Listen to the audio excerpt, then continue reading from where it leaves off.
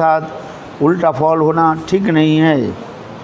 आप लोग तो ब्रह्म को जानने वाले हैं, आपका चित्त संयमित है, तपस्या के प्रभाव से आपके सभी पाप नष्ट हो चुके हैं। जिस प्रकार देवता के वचन मिथ्या नहीं होते, उसी प्रकार आपके संकल्प भी अन्न और उल्टे फल देने नहीं होते। तब किस कारण से ऐसा हुआ?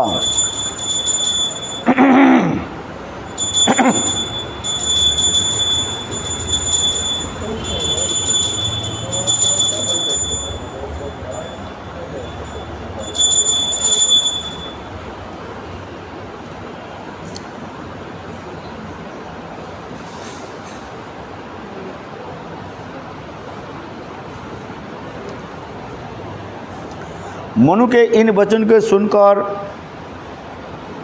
प्रपितामह वशिष्ठ जान गए कि यज्ञ में होता के व्यतिक्रम अर्थात विपरीत कार्य किया है। अतः उन्होंने सूर्यपुत्र मनु से कहा,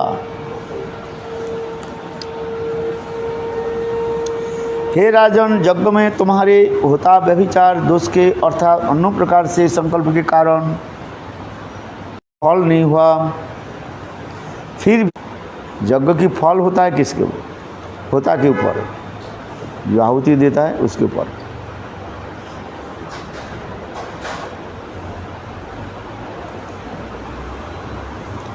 सर्वशक्तिमान भगवान श्रीहरि ने संतुष्ट होकर उन्हें इच्छित फल प्रदान किया, जिससे वह इला नाम की कन्या ही सुदम्न नामक श्रेष्ठ पुरुष से परिणत हो गया।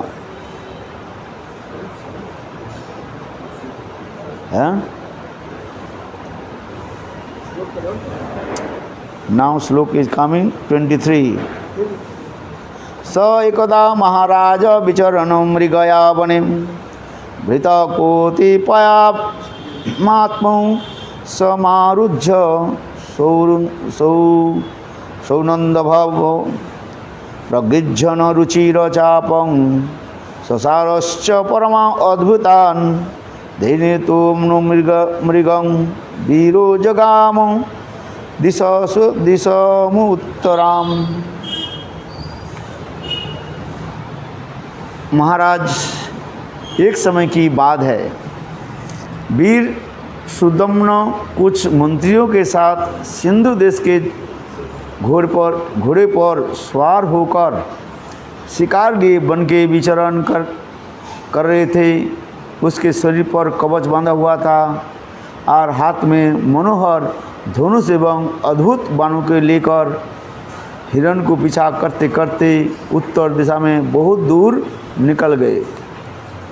उत्तर दिशा में मेरु पर्वत की तलहटी में एक अति सुकुमार वन है, जहाँ भगवान शिव उमा के साथ सदा सर्वदा विहार करते हैं।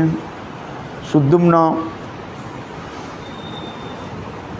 उसी वन में चले गए। हे राजन, शत्रुओं का दमन करने के निपुण महाराज सुदम्न में उस वन में प्रवेश करते ही देखा क्या वह स्वयं ही स्त्री हो गए हैं और उनका घोड़ा घोड़ी बन गया है। ये भी आश्चर्य है।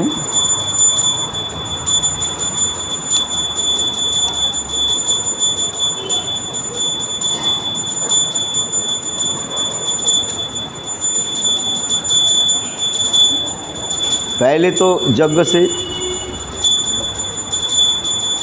पहले वो क्या हो गए जन्म लिया, स्त्री हो गए जन्म लिया, जिसको इला कहते हैं, इला नामक कन्या हो। फिर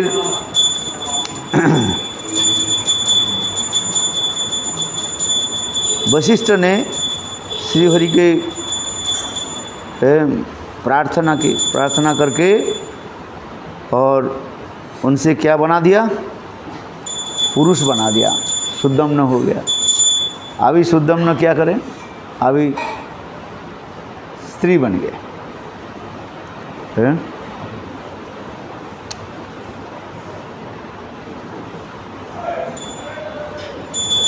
सुदम्न कुछ मंत्रियों के साथ सिंधु देश में घोड़े पर सवार होकर शिकार के लिए वन में विचरण कर रहे थे। उनके शरीर पर कवच बांधा हुआ था।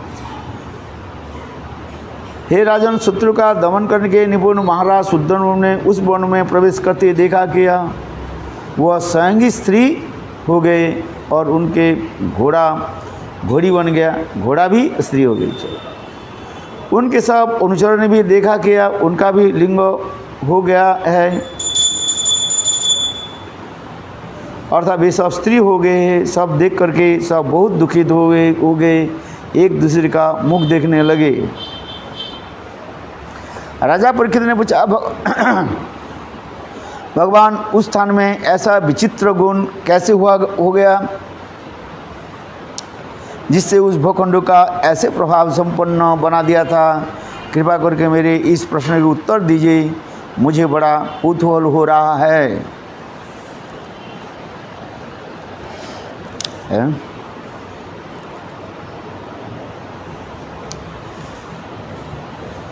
ये ऐसे कैसे हो गया लोग? सुखदेव गोस्वामी पाद ने कहा, एक बार बड़े बड़े व्रतधारी ऋषि अपने तेज से समस्त अंधकार को तथा अन्य समस्त दीप्ति को नष्ट करते हुए सभी दिशा को प्रकाशित करते हुए भगवान शंकर का दर्शन करने के लिए उस वन में पधारे। एक बार बड़े बड़े ऋषि लोग उस वन में आ गए शंकर जी को दर्शन करने के लिए।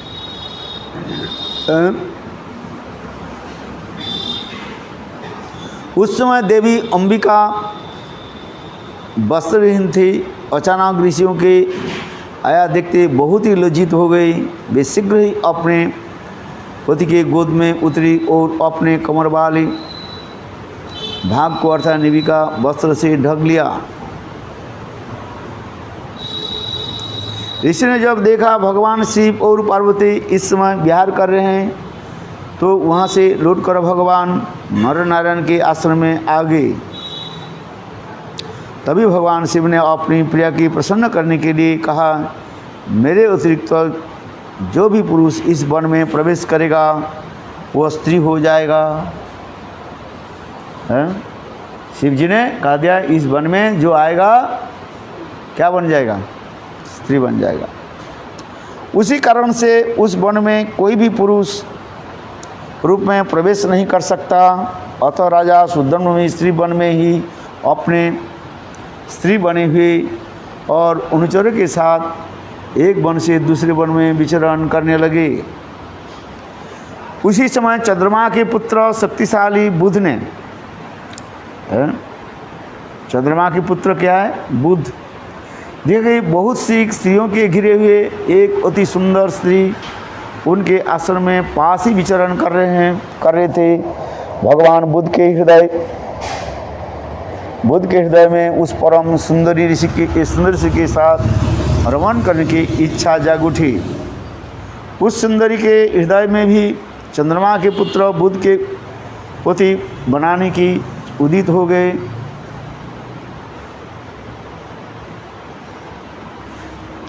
फलस्वरूप बुध ने स्त्री बने हुए शुद्धम्न से पुररवा नामक एक पुत्र उत्पन्न कर दिया।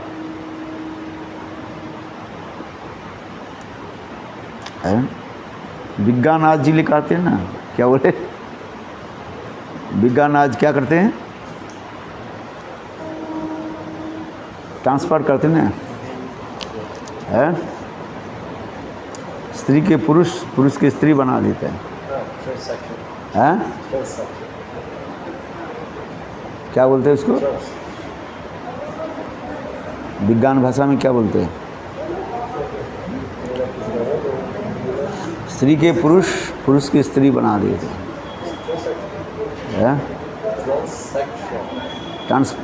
ट्रांसप्लांट ना क्या बोलते हैं उसको?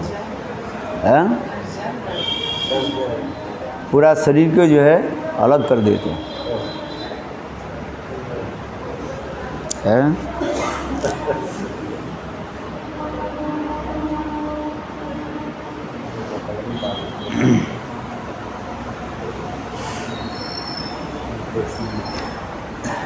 और उसमें केवल वन में जाते ही बस स्त्री पुरुष स्त्री बन जाएगा।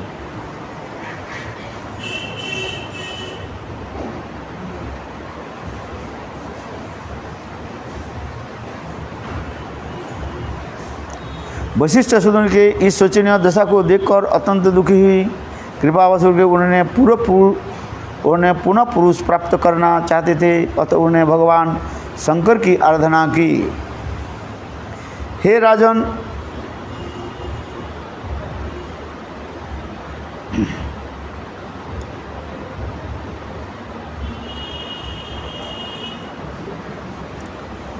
वशिष्ठ की आराधना के भगवान शंकर संतुष्ट हुए। उन्होंने वशिष्ठ की इच्छा के पूरी करने के लिए उन्हें वचन के अनुसार सत्ता की रक्षा करते हुए कहा, हे मुने, तुम्हारी गोत्र परंपरा में उत्पन्न तुम्हारा एक शिष्य प्रद्युम्न एक महापुरुष और एक महा स्त्री रहेगा। एक महीने स्त्री और एक महीने पुरुष बन जाएगा। ये भी विचित्र है? आगे महात्मा सब ठीक है? कहाँ पर गोवर्धन वासी हो गए? नहीं, अभी आए थे कब? हैं? कहाँ? महाराज क्लास दिया था, आज दुर्वासा नहीं गए? अच्छा। आचार्य वशिष्ठ की कृपा से प्रद्युम्न शिव जी के द्वारा बताई हुए इस व्यवस्था के अनुसार एक माह बाद पुरुष हो जाते थे और एक मास स्त्री होने के कारण शिव पर रहते थे। उसी प्रकार से राज्य पर शासन कर रहे थे, परंतु प्रजा उसके संतुष्ट नहीं थे।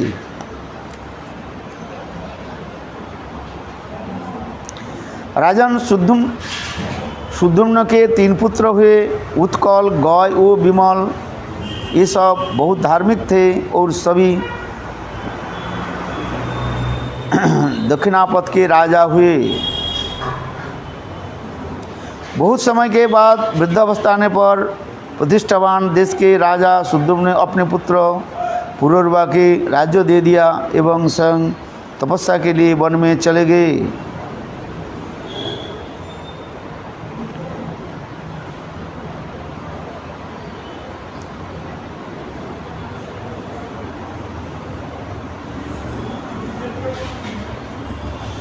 अच्छा, ये सब इतिहास है। ऋषद्र आदि मनु के 5 पुत्र का वंश। श्रील सुखदेव गोस्वामी ने कहा, महाराज परीक्षित, जय वैवस्वत मनु श्राद्ध देव के पुत्र शुद्युम्न तपस्या के लिए वन में चले गए। तब वैवस्वत मनु श्राद्ध देव ने पुत्र की इच्छा से यमुना जी के तट पर 100 वर्षों तक तपस्या की। तपस्या के बाद मनु श्राद्धदेव ने संतान प्राप्ति के लिए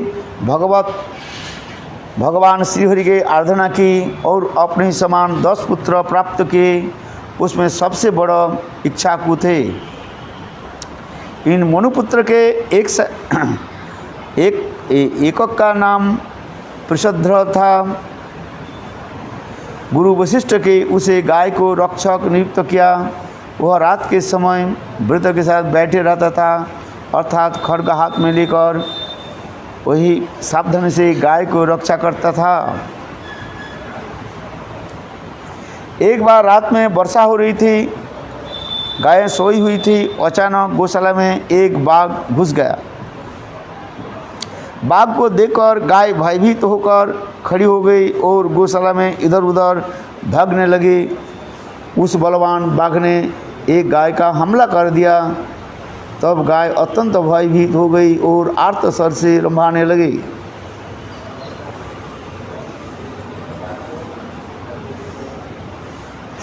कृष्णगिरी ने जैसे ही गाय का वह भयपूर्ण स्वर सुना, वह दौड़कर गाय के पास आया।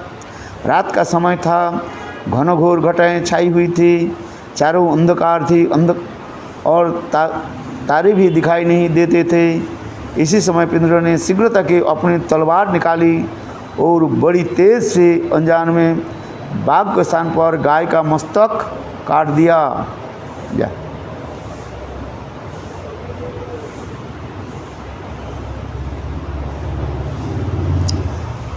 तलवार की नोक से बाघ का भी कान कट गया। वह अत्यधिक भय के कारण वहाँ से भाग गया। उसके कान के रक्त बह रहा था। शत्रु का दमन करने वाले पृषद्रनि समझ रहा था कि अपने बाघ को मार दिया, किंतु परंतु रात बीतने पर जब सुबह हुई तब उन्हें देखा कि उसने तो गाय को ही मार दिया और उससे बड़ा ही दुखित हुआ। यद्यपि पृषद्र ने अनजान में वह अपराध किया था, फिर भी कुलपुरोहित वशिष्ठ ने उसे शाप दे दिया, तुम इस पाप के कारण क्षत्रिय नहीं रहोगे, शूद्र होकर तुम्हारे जन्म ग्रहण करोगे। अपने कुलगुरु के इस शाप से पृषद्र ने हाथ जोड़कर स्वीकार कर लिया। इसके बाद उस वीर ने सदा के लिए मुनियों के प्रिय लगने वाले ब्रह्मचर्य व्रत को धारण किया। अब तो पृषद्र समस्त आसक्ति से मुक्त हो गया। उसकी इंद्रियां संयमित हो गई, चित्त पूरी तरह से शांत हो गया। वह निष्प्रिय भाव से रहने लगा। किसी भी वस्तु की प्राप्ति अथवा संग्रह की इच्छा समाप्त हो गई। दैववश उसने जो कुछ भी मिल जाता था उसी से वह अपना जीवन यापन करता था। भक्ति योग के प्रभाव से उसके हृदय में सभी प्राणियों के लिए समभाव और मैत्री भाव आ गया। बिना किसी कारण से वह सभी का हित करने वाला हो गया। इस प्रकार उसने सभी प्राणियों को आत्मा विशुद्ध सत्य परम पुरुष भगवान वसुदेव के चरण में अनन्य प्रेम प्राप्त कर लिया। वह अज्ञान से संतुष्ट रहकर और अपने संयत चित्त के परमात्मा के लगातार समाधि अवस्था में रहता। कभी कभी तो वह जड़, अंधे एवं बहरे के समान पृथ्वी पर इधर उधर घूमता रहता। इस प्रकार पृषद्र मुनि बन गया। एक दिन वह वन में गया तो वह देखा कि दावानल धधक रहा है। मुनि पृषद्र ने उसी अग्नि में अपनी देह की भस्म कर दिया और परब्रह्म परमात्मा को प्राप्त हो गया। वैवस्व मुनि के सबसे छोटा पुत्र था। कोई विषय में उनकी तनिक भी रुचि नहीं था। जो वास्तव में पहले अपने राजपाट का परित्याग कर दिया और अपने बंधु के लेकर अपने वन में चला गया। धन्यवाद।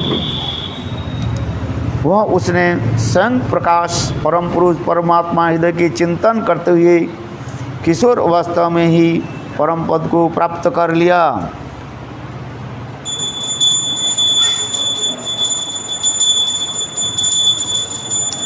मनुपुत्र कुरु से कारुस नाम के एक क्षत्रिय उत्पन्न हुए। कारुस उत्तरापद के रक्षक थे, ब्राह्मण के भक्त थे। वो धर्म का प्रेम पूर्वक आचरण करने वाले थे।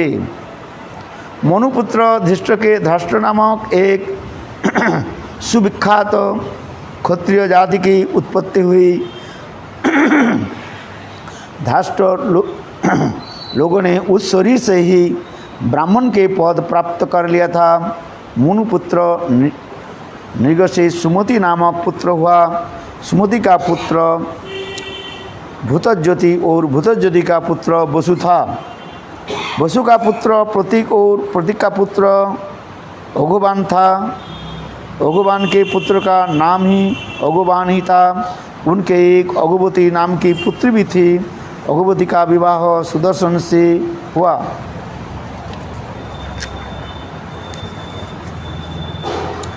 मनु के पुत्र नरिशंत्रे चित्रसेन का जन्म हुआ। चित्रसेन के पुत्र नाम था ऋक्ष। ऋक्ष से मिडवान, मिडवान से पूर्ण, पूर्ण के पुत्र हुए इंद्रसेन। इन्हें तो नाम वंश के परिचय याद ही नहीं रहेगा। हाँ,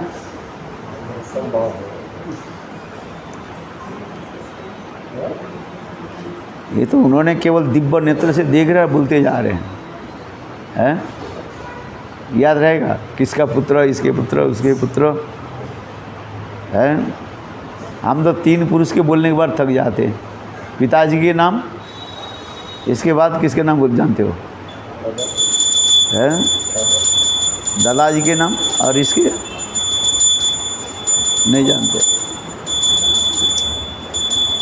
3 पुरुष, 2 पुरुष के नाम जानने से लिख हो जाए। 3 पुरुष तो बहुत कम होता है। याद है आपका? पिताजी के नाम तो याद है। पिताजी के नाम क्या है? याद है? पिताजी के, उनके पिताजी के नाम है, ये भी याद है। चलो आप क्या चाहे, हमें तो याद नहीं।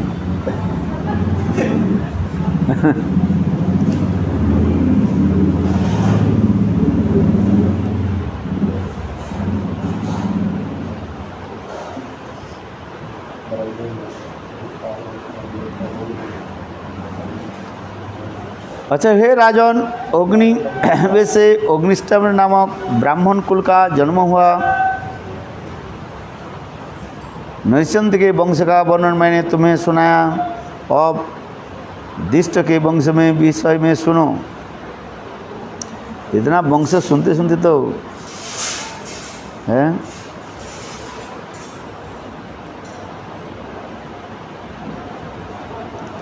दिष्ट के नाभाग नामक एक पुत्र हुआ।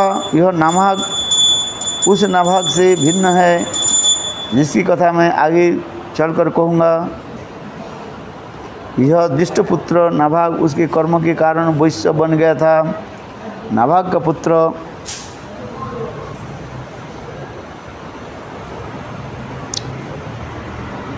भलनंदन हुआ। भलनंदन का वत्सप्रीति और वत्सप्रीति का पुत्र था प्रांशु। प्रांशु का पुत्र प्रमोति हुआ।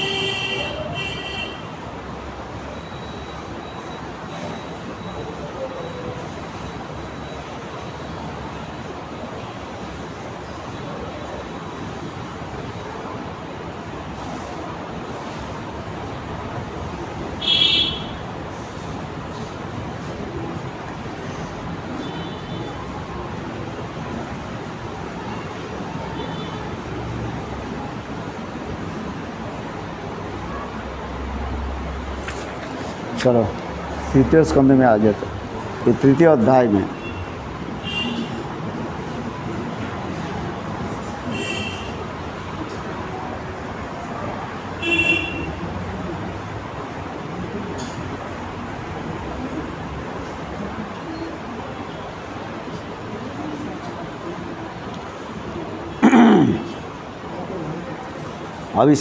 अभी तृतीय अध्याय में आ जाता है।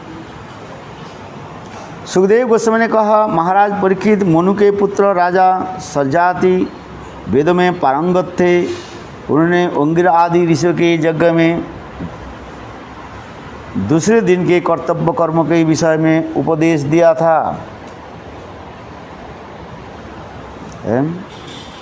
राजा सरजाति के एक कमलनयना पुत्री थी जिसका नाम सुकन्या था। एक बार वे अपने पुत्री के साथ वन में गए और घूमते घूमते च्यवन ऋषि के आश्रम में पहुंच गए। सुकन्या अपनी सखियों के साथ वन में घूमते घूमते समय वृक्ष से फल एकत्र कर रही थी। तभी उसने देखा कि बाबी अर्थात बाबी में दिमक के द्वारा एकत्रित की हुई मिट्टी के अर्थात छेद से जुगनू के समान 2 ज्योतियाँ चमक रही थी। देवी के कुछ ऐसा प्रेरणा हुई कि वह बालिका सुकन्या ने मोहित सी होकर एक कांटे से उन दोनों ज्योतिर्मय पदार्थों को बेध दिया। बेध से उसमें रक्त बहने लगा। सुकन्या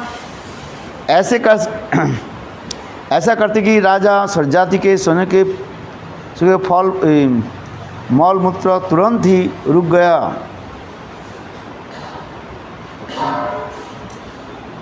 वह देखकर राजा सरजाति के बड़ा आश्चर्य हुआ।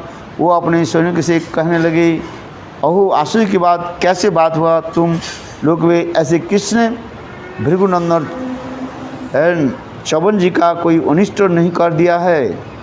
निश्चय ही हमने किसी के न किसी ने आश्रमवासी के प्रति कुछ अपराध कर दिया है। तब भय के कारण घबराती हुई सुकन्या ने अपने पिताजी से कहा, मुझसे कुछ अपराध हो गया। मैंने अनजान में कांटे से 2 ज्योतिर्मय को बेध दिया था। और पुत्री की बात सुनकर राजा सरजाति अत्यंत भयभीत हो गए। उन्होंने बाबी के पीछे हुए च्यवन ऋषि के विविध प्रकार की स्तुति की और उन्हें प्रसन्न कर लिया। राजा सरजाति चित्त समझित था। वे इस घटना के पीछे च्यवन ऋषि का वही प्राय जान गए। अतः उन्होंने अपनी पुत्री सुकन्या का विवाह उससे कर दिया और इस प्रकार वह उस कष्टदायक विपत्ति से मुक्त हो गए। इसके बाद मुनि की अनुमति से लेकर अपने नगर के लौट गए। च्यवन मुनि का स्वभाव अत्यंत उग्र था।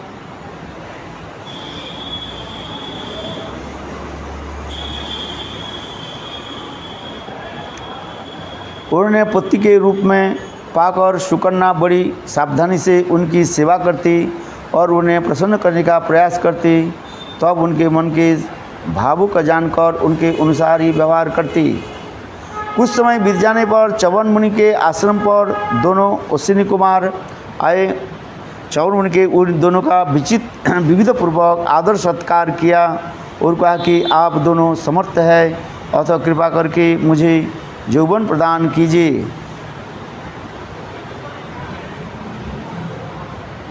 यज्ञ में यद्यपि आप लोग सोमरस के पान के अधिकारी नहीं हैं, फिर मैं आपको सोमरस भरा हुआ पात्र यज्ञ में प्रदान करूंगा। आप मुझे स्त्रियों का प्रिय रूप एवं यौवन प्रदान करें।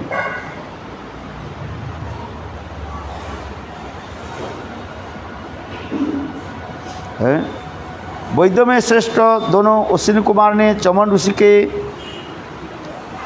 प्रस्ताव को सहर्ष स्वीकार कर लिया और उनका अभिनंदन करते हुए कहा, ठीक है, ऐसा ही होगा।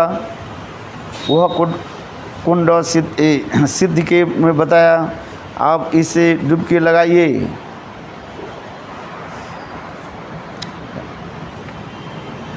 च्यवन मुनि बूढ़े हुए गए थे, सारे बाल पक गए थे, शरीर में नशों का जाल दिखाई देता था, झुर्रियाँ पड़ गई थी।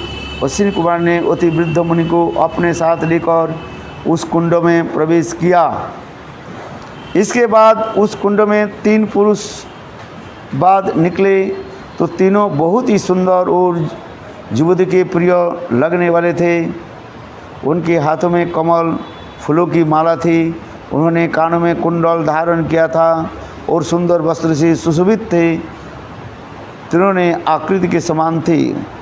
परम सुंदरी एवं पतिव्रता सुकन्या ने जब सूर्य के समान तेजस्वी और समान आकृति वाले 3 पुरुष को देखा तो वह समझ न पाई कि उसमें कौन सा उनके पति है। जब अश्विनी कुमार ने उसके कहा कि हम तीनों में से जो तुम्हारे पति है उसे चुन लो, तब सुकन्या ने वह आप से 2 अश्विनी कुमार है, उसकी मुझ पर कृपा करें, इस बतलाते मेरे पति कौन सा है। यह कहकर अपने अश्विनी कुमार को शरण ली। सुकुमार के पतिव्रता धर्म से दोनों अश्विनी कुमार संतुष्ट हुए और उन्होंने उसके पति को दिखला दिया। और इसके बाद च्यवन मुनि ने अनुमति देकर विमान से स्वर्ग में चले गए। इधर राजा सरजाति यज्ञ करना चाहते थे, अतः च्यवन मुनि के आश्रम में आए और उन्होंने देखा कि उनकी पुत्री सुकन्या के पास एक सूर्य के समान तेजस्वी पुरुष बैठा हुआ था। पुत्री ने अपने पिता के चरण में प्रणाम किया।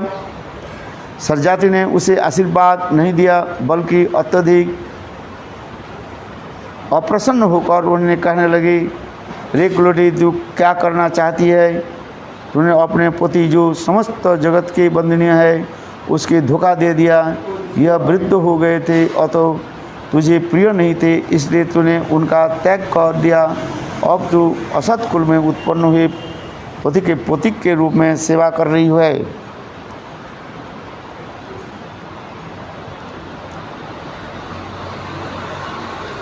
तू निर्लज्ज होकर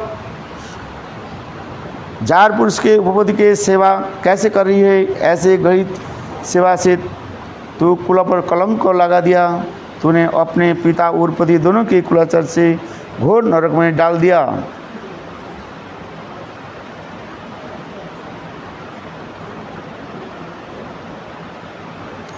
अपने सतीत्व पर अभिमान करने वाली सुकन्या पिता के कटु वचनों पर सुनकर मंद मंद मुस्कुराते ही कहने लगे, पिताजी, जिन्हें आप मेरे पास देख रहे हैं, ये आपके जमाता संग भृगुनंदन महर्षि च्यवन है।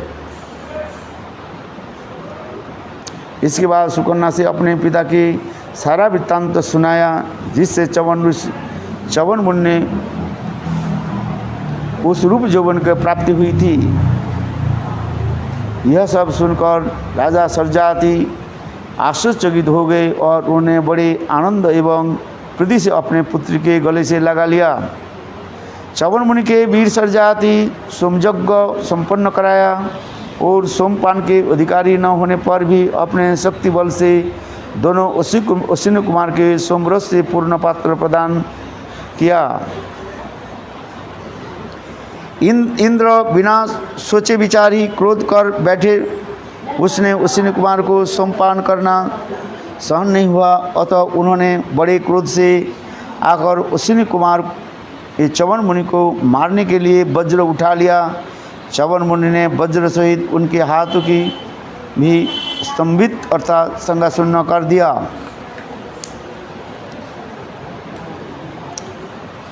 दोनों अश्विनी कुमार वैद्य थे, इसलिए देवताओं ने उसे सोमरस का पान करने के अधिकारी वंचित कर रखा था। परंतु इस घटना के बाद सभी देवता सोमरस का भाग देने के लिए सहमत हो गए।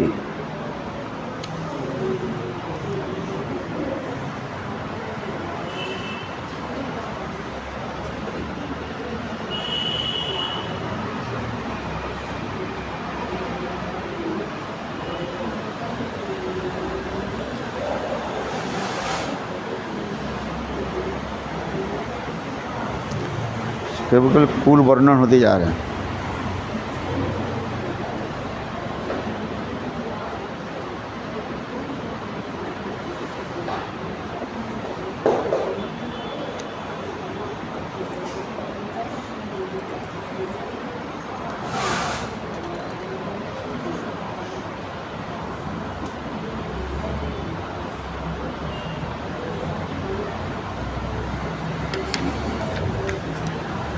अच्छा चलो,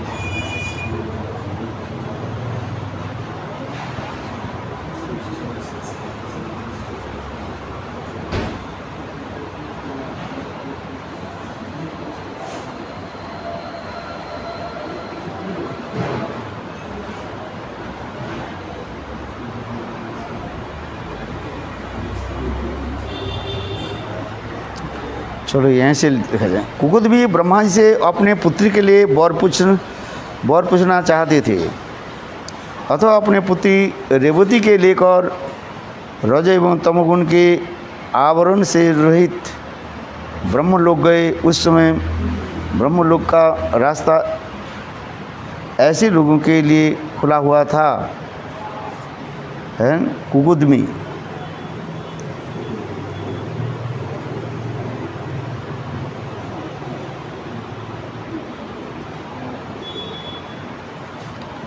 रेवत के 100 पुत्र थे और उसके सभी श्रेष्ठ थे, उसमें कुकुदमी सबसे बड़े थे। कुकुदमी ब्रह्मा जी से अपने पुत्री के लिए वर पूछना चाहते थे। अपनी पुत्री रेवती को लेकर रज एवं तमोगुण के आवरण से रहित ब्रह्मलोक गए। यहीं से पढ़। तो कुकुद भी ब्रह्मा जी के पास गए अपने बेटी के जो है वर चुनने के लिए। उनके बेटी किसके साथ शादी करेगी। उस समय ब्रह्मलोक का रास्ता खुले हुए थे। ब्रह्मलोक में उस समय गंधर्व का गान बजना चल रहा था। अतः कुकुदमी कोई अवसर न देकर कुछ समय ही वहाँ पर ठहर गए। उत्सव समाप्त होने के बाद उन्होंने ब्रह्मा जी के पास प्रणाम किया और वहाँ आने के उद्देश्य बताया।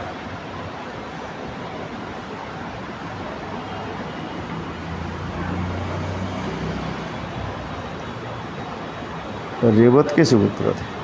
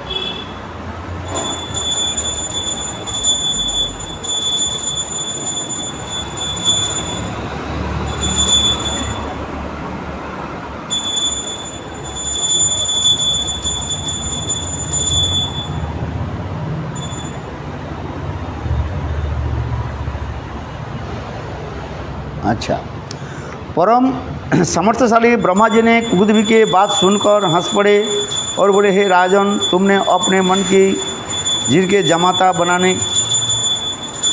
बनाने का निश्चय किया है। वे अब तो कालक्रम से मर चुके हैं। 27 चतुर्युग बीत चुके हैं। तुमने जितने भी मन ही मन पोती बनाने का निश्चय किया था, उनके पुत्र पौत्र वंशज आदि बात तो छोड़ दे, उनके तो गोत्र आदि का नाम भी सुनने के लिए नहीं मिलता। अतएव राजन, तुम यहाँ से जाओ। देवादिदेव विष्णु, जिनकी अंश है महाबलवान बलदेव जी, इस समय पृथ्वी पर विद्यमान है। हे राजन, अपनी रत्न रूपी कन्या को उन्होंने नर रत्न को समर्पण कर दो। पुण्य श्रवण कीर्तन एवं जिनका नाम रूप गुण एवं लीला आदि का श्रवण कीर्तन सबके परम पवित्र कर देने वाला है। यह प्राणी के परम हितैषी भगवान पृथ्वी का भार हरण उतारने के लिए अपने अंश बलराम के साथ पृथ्वी पर अवतीर्ण हुए हैं। राजा कुकुदबिन ने ब्रह्मा जी से यह आदेश प्राप्त करके उनके प्रणाम किया और अपने पुरी में लौट आए। याद रखना, ये रेवती किसकी पुत्री थी? हैं? कुकुदमी, कुकुदमी लिखा है। हम तो रेवत के पुत्र रेवती कहा जाते हैं, लिखा उनके बाद कुकुदमी लिखा है।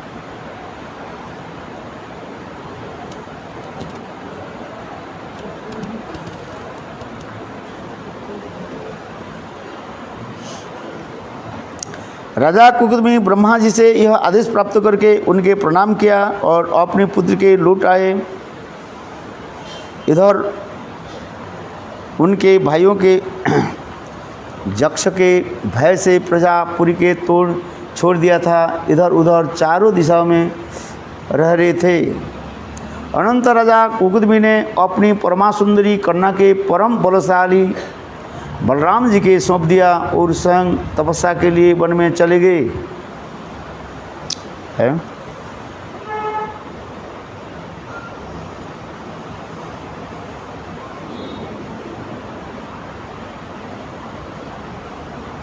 रेवती।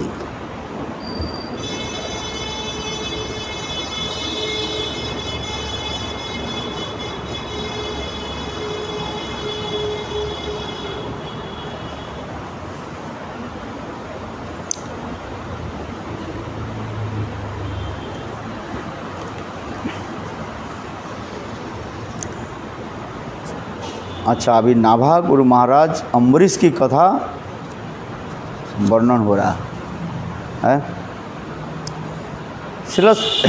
अब ये चतुर्थ अध्याय में नाभाग और महाराज अम्बरीश की कथा। श्रील सुखदेव गोस्वामी ने कहा, नाभागो नभभागस्त ततं ततः भ्रातर कविम जविष्टं वैभवजनम दायं ब्रह्मचारिण नाभाग ब्रह्मचारिणम आगतम। श्री सुखदेव गोस्वामी ने कहा, महाराज परीक्षित, मनुपुत्र नभग का पुत्र था नाभाग। नाभाग बहुत समय तक गुरुगृह में ही वास करता था। उसके भाइयों ने सोच लिया कि नाभाग ने सदा के लिए ब्रह्मचर्य व्रत धारण कर लिया है, अब वह घर नहीं लौटेगा। अतः उन्होंने पिताजी के सारी संपत्ति आपस में बांट लिया।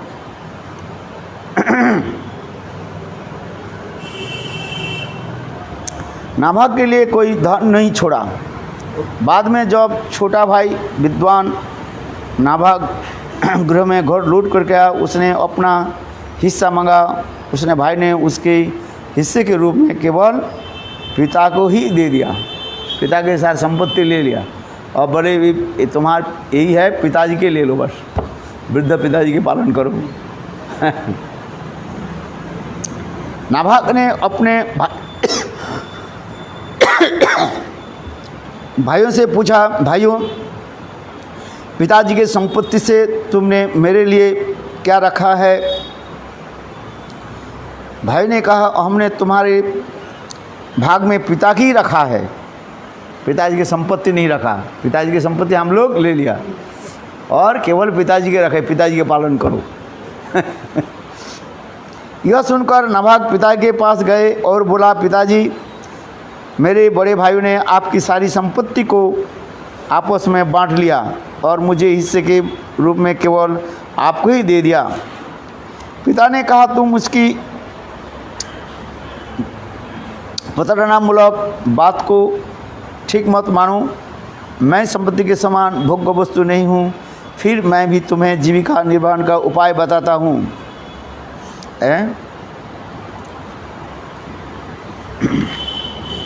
इस समय अंगिरा गोत्र के ऋषि बहुत बड़ा यज्ञ कर रहे हैं। यज्ञ में सब अत्यधिक बुद्धिमान है। फिर भी यज्ञ में प्रत्येक छठे दिन वे अपना कर्म करते करते कुछ मूल भूल कर बैठते हैं। तुम वहाँ जाकर उस महात्मा को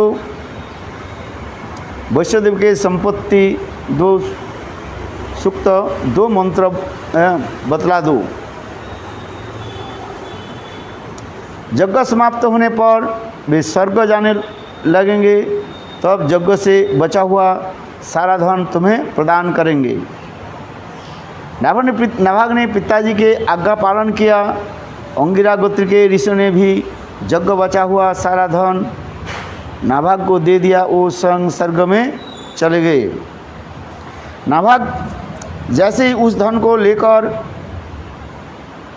लेने के लिए तत्पर हुआ, ठीक उस समय उत्तर दिशा से काले रंग का एक पुरुष आया और उससे कहने लगे, इस यज्ञ भूमि पर जो भी धन है वह सब मेरा है।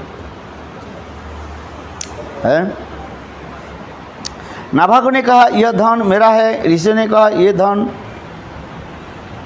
ऋषि ने ये धन मुझे दिया है। नाभाग ऐसे कहने पर काले रंग का पुरुष बोला, इस विवाद के समाधान के लिए तुम्हारे पिताजी से ही पूछा जाए, वही निर्णय देंगे। तब नाभाग ने पिता के पास जाकर उसे इस विषय में प्रश्न किया। पिता ने कहा, एक बार प्रजापति दक्ष के यज्ञ में ऋषियों के यह निश्चित किया था कि यज्ञ में जो भी वस्तुएं बचेगी उन सब रुद्र देवता का ही अधिकार होगा। अतः वह धन रुद्र जी के ही मिलना चाहिए।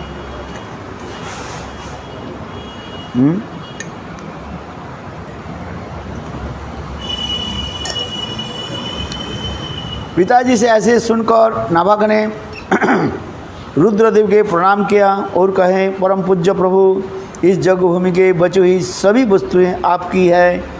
यह मेरे पिता ने मुझसे कहा कि भगवान, मैंने आपके प्रति अपराध किया, इसलिए मैं सिर झुकाकर आपकी कृपा से के लिए प्रार्थना करता हूँ। भगवान रुद्र ने कहा, तुम्हारे पिता ने धर्म के अनुसार ही निर्णय किया और तुमने मुझ पर सत्य ही कहा।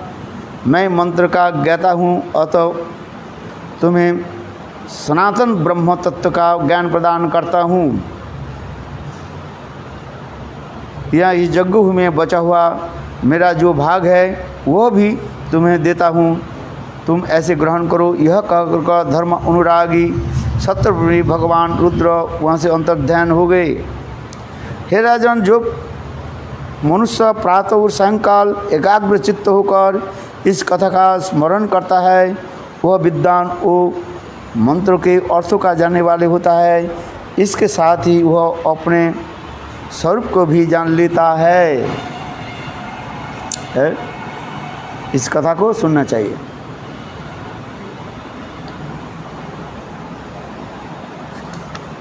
है कि नहीं?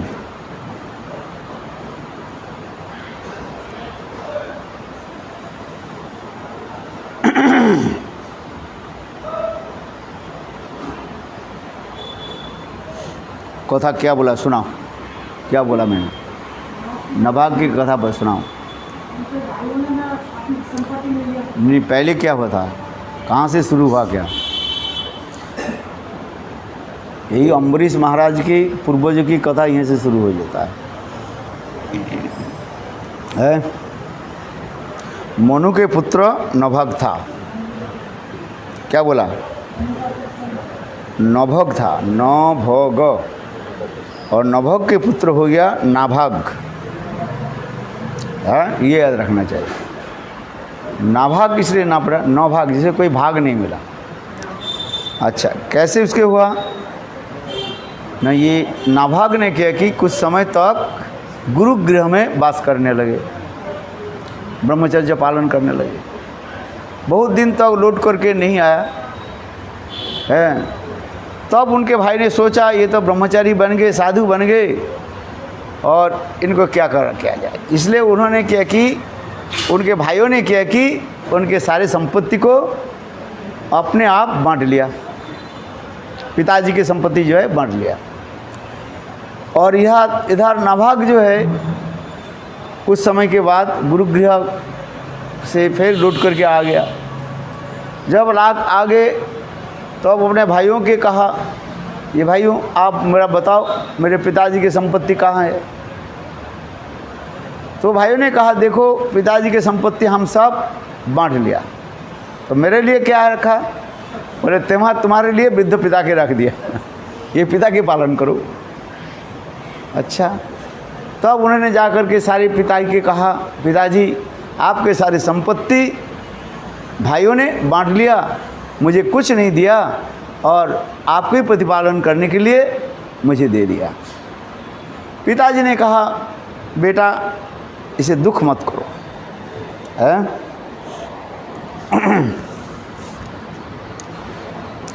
एक काम करो, तुम्हारे जीवन निर्वाह करने के लिए मैं ये बताता हूँ। निकट में जो है अंगिरा ऋषि लोग जो है, अंगिरा गोत्र के ऋषि होता है, गोत्र होता है अंगिरा गोत्र होता है। अंगिरा गोत्र के ऋषि लोग जो है वहाँ पर यज्ञ कर रहे हैं। उस यज्ञ में जाकर के तुम कुछ उन लोगों के जो है मंत्र याद दिला देना, किंतु मंत्र करते करते भूल जाते हैं ना, है? या तुमने क्या करो, वो ऋषियों के मंत्र में जाकर के जो मंत्र भूल जाते हैं उसको उनको याद दिला देना, है? तो वो ऋषि लोग तुम्हें कुछ यज्ञ की फल कुछ दे देंगे, है? तो नाभाग ने किया कि वहीं पर गए, है? और जाकर के जहाँ पर अंगिरा गोत्र के ऋषि लोग यज्ञ कर रहे थे वहीं पर बैठे, और बैठ करके उन्होंने किया कि 2 मंत्र सुना दी। पहले आप लोग ये मंत्र छोड़ दिया, तो ऋषि ने बहुत प्रसन्न हुई, पुनः यज्ञ किया। यज्ञ करके वो ऋषि लोग कहने लगे जाओ यज्ञ की सारी वस्तु को तुमको मैं दे देता हूँ। यज्ञ में जो आता है दान दक्षिणा आता है ना, सिर पर गमछा बंधा हुआ था, बहुत मोटे छोटे, वो व्यक्ति आ गए। वो व्यक्ति आकर के भाली ये यज्ञ के जो बचा हुआ वस्तु थे मेरा ही है, ये तुम्हारा नहीं है। पर नहीं जी ऋषि लोग तो दे गए मुझे। बोले नहीं, यज्ञ के जो कुछ बचा हुआ रहता है मेरा ही होता है। बोले तुम कौन है?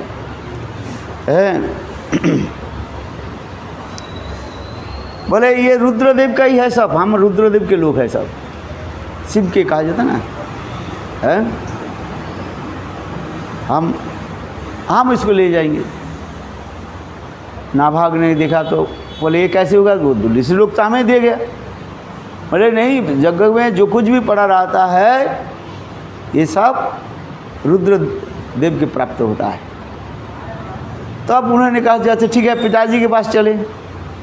पिताजी के पास गए, पिताजी ने कहा हाँ बेटा ये बात तो सही है, यज्ञ में जो कुछ भी पड़ा रहता है ये रुद्रदेव का ही प्राप्त होता है? ये तुम रुद्रदेव के दे दो, है?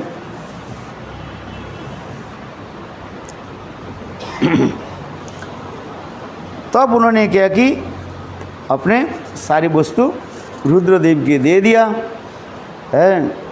रुद्रदेव इसमें प्रसन्न हो गया, है? और प्रसन्न होकर के उनको, है, वर दे जाओ, है? ये यज्ञ में जो कुछ भी बचा हुआ मैं जो मेरा भाग है वह तुम्हें देता हूँ, इसके ग्रहण करो, है? इस प्रकार कहकर सतधर्म अनुरागी भगवान रुद्र वहाँ से अंतर्ध्यान हो गए। हे राजन, मनुष्य के प्रातः सायंकाल एकाग्र चित्त होकर इस कथा का स्मरण करता है तो विद्वान वो मंत्र के अर्थ को जानने वाला होता है, इसी साथ वो अपने स्वरूप को भी जान लेता है। इस कथा को प्रातः काल में उठ करके स्मरण करना चाहिए। अभी नाभाग से महाराज अम्बरीश जन्म लिया। अम्बरीश के भगवान श्रीहरि के अनन्य प्रेमी परम भागवत सुकृतिवान हो उदार हृदय वाले धर्मात्मा थे। ब्रह्म साहब कभी भी से निष्फल नहीं होता, किंतु वह महाराज अम्बरीश का स्पर्श भी न कर सकता। आरती करो। राजा परीक्षित ने कहा, हे परम पूज्य परम मेधावी राजर्षि, अम्बरीश का चरित्र सुनना चाहता हूँ। ओहो, कितने आश्चर्य की बात है। ये ब्राह्मण ने उन पर क्रोधित होकर भी ऐसा शाप दिया तो किसी भी विधि से टलना नहीं जा सकता है था कि यह प्रतिहन एवं दुष्परिहार्य ब्रह्म साप अम्बरीश पर अपना प्रभाव न दिखा सका। हे सुखदेव गोस्वामी ने कहा, महाराज परीक्षित, महाराज अम्बरीश अत्यंत भाग्यवान थे। उन्होंने सातों द्वीपों के साथ पृथ्वी साम्राज्य एवं अक्षय संपत्ति अतुलनीय ऐश्वर्य प्राप्त था। अम्बरीशो महाभागो सप्तद्वीपवर्ती महिम अभ्याश्च स्त्रियां लब्धा विभव अचु विभवंच अतुलं भुवि।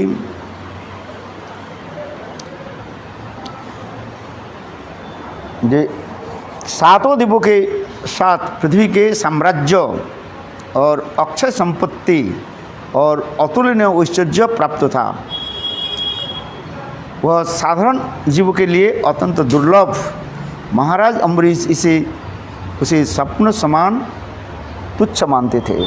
वो जानते थे कि समस्त वस्तुएं नश्वर है, इसका सुख क्षणिक है। इन सब वस्तुओं का लोभ मनुष्य के अंत में घोर नरक में ले जाता है और जीव जब भोग ऐश्वर्य में आसक्त हो जाता है तब वे तमोगुण को अधीन होकर मोहरूपी सागर में डूब जाता है।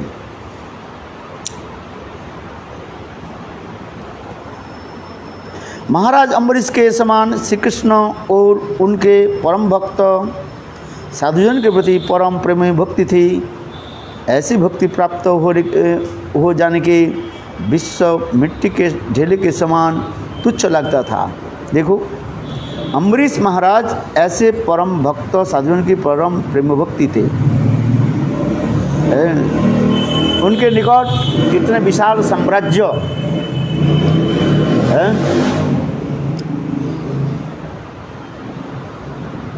होने पर भी उन्हें मिट्टी के ढेर के समान तुच्छ लगता था। स वै मन कृष्ण पदारविंदयो बचांसे वैकुंठ गुणानुवर्णने करूर हरेर्मंद्र मार्जनादिषु श्रुतिं चकार अच्युत सत्कथादु मुकुंद लिंगालय दर्शने दृशो तदभित्त गात्र स्पर्शन संगो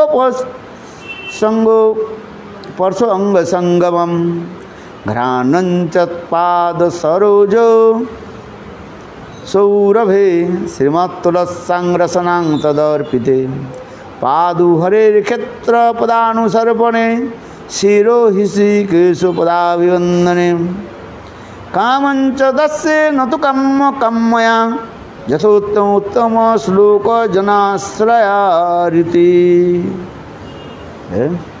अम्बरीश महाराज किस प्रकार अपने एकादश इंद्रियों को भगवत सेवा में लगाते थे। ससागरा पृथ्वी के राजा होते हुए पर भी सप्तद्वीपान्विता है और इस पृथ्वी के वो राजा थे।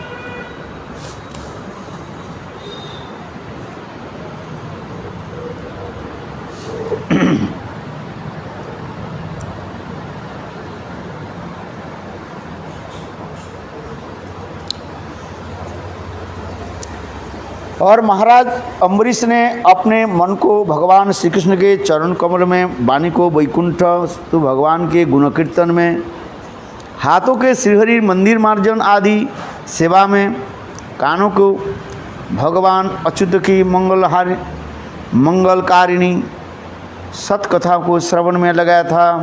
उन्होंने अपने नेत्र को भगवान मुकुंद की मूर्ति,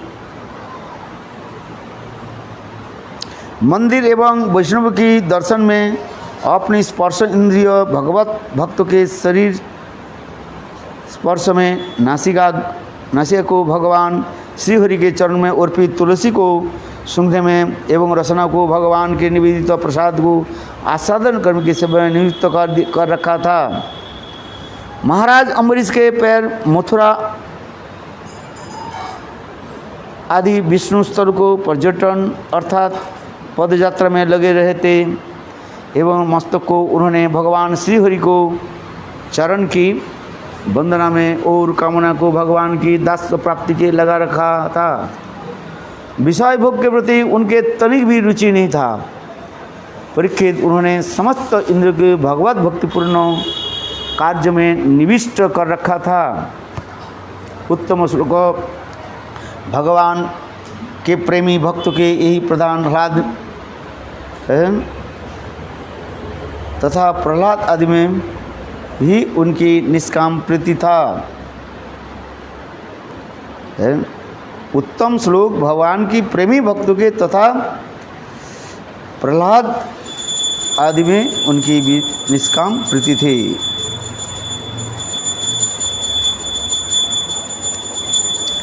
इस प्रकार महाराज अम्बरीश ने भगवत भावना से युक्त होकर अपने सभी कार्य समस्त यज्ञों के भोक्ता परतत्व अधोष्कज भगवान श्री कृष्ण के समर्पित कर दिए थे।